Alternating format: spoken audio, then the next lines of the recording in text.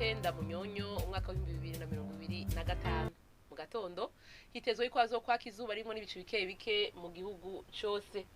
Azoba hakanye gusumba handi azoba ari Ingozi, mu Kayanza hamwe n'Imwaro, aho ibipimo by'ubushuhe vyaho bizoba bigera kuri dogere Celsius 13.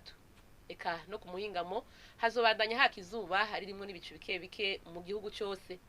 Hazoba hashushe gusumba handi azoba ari mu Cibitoke, aho ibipimo by'ubushuhe vyaho bizoba bigera kuri dogere Celsius 32. Ejo mu gatondo hitezwe yuko izuba rizoseruka igihe cy'isaha 11 zirengako iminota 41 birenge igihe cy'isaha 12 zibura umunota umwe.